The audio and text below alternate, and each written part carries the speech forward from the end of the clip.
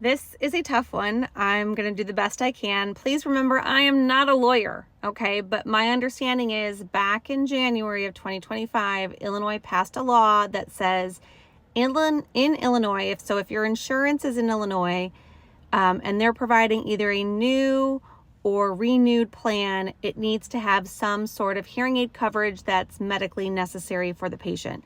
Now, there's some caveats and some things in here. So yes, there is coverage. What is coverage, right? Does that mean that they're going to cover $100? Does that mean they're going to cover $1,000? There's a lot of wiggle room in that wording. Medically necessary is important, right? What is considered medically necessary? Is hearing loss due to age, sensorineural hearing loss, is that medically necessary?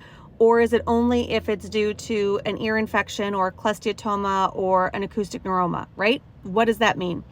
It does cover all ages. So we used to have laws in Illinois that only covered children for hearing aids. Now it's covering all ages. If your employer's plan is being grandfathered in or has a contract that's not ending yet, we're not going to see these take effect yet. So if your employer's plan contract doesn't end till 2029, none of this means anything because the contract is in place and is valid until 2029. So I don't know if it's going to be any better. I do have a concern, is that this is going to get more companies going to third-party payers. So if you're not familiar with that, so Blue Cross Blue Shield is the health insurance. A third-party payer for hearing aids would be something like True Hearing, United Healthcare Hearing, Amplifon. These are all companies that say, hey, Blue Cross Blue Shield, allow us to help you provide hearing health care for your recipients, right? It costs Blue Cross Blue Shield nothing. It typically doesn't cost the employer anything. And it's not a great plan. So True Hearing, let's take that for example. True Hearing, most of the True Hearing plans are going to offer option A and option B. Option A is $699, option B is $999. They're both the same manufacturer, it's just a different model. My understanding, and don't quote me on this, but my understanding is the company that owns True Hearing is a hearing aid company. And so the hearing aids that True Hearing uses is the company that owns them. It's the hearing aid manufacturer that owns them. So when patients come in and they're like, oh, I'll take the $999 hearing aid, they think they're paying the office, they're paying me $999 per hearing aid, but they're not. They're paying True Hearing $999 per hearing aid.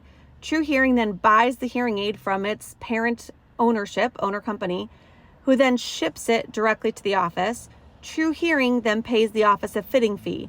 That fitting fee is very low. It does not cover our time and equipment needed to follow best practices. So unfortunately, many places that take third-party insurances, not all, but many, do not follow best practices. They're not doing speech and noise testing. They're not doing real ear verification. They're not doing test box measures. They're not doing standardized questionnaires, because all of these things either take more of our time or expensive equipment to do, and we do not get reimbursed well from third-party insurances to do this. And just a quick reminder, insurance companies are there to make money off of you, not to help you. We are their cash cow. They make money by us paying premiums and then by them not paying out. So yes, I'm very cynical when it comes to insurance. I don't have the answer. I have no idea what's the best way to do this, but it's not a great situation, our insurance right now.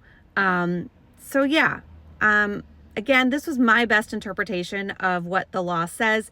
I really think you should talk with your HR person, send them a link to the law and say, hey, do we have benefits for hearing aids? You know, it says in the law that we're supposed to. When will that take effect? Because again, their contract may go still for another several years. And so then it's not going to change for those years that the contract is still in effect. All right. I know this was all over the place. I hope that was helpful. Have a great day, friends. So yes, there is a law in place that says insurances need to help cover hearing aids. I think we have a lot of work to do on that. And that was just my best interpretation of what I read. Again, I'm not a lawyer. I think you definitely want to reach out to your HR representative and say, hey, here's a link to the law, send them a link to the law and say, does our current insurance offer hearing aid benefits? I would start there and see what you get. Hope this helps. Bye, friends. Remember, they are there to make money off of you. They are not there to take care of you. Hope this helps. Bye, friends.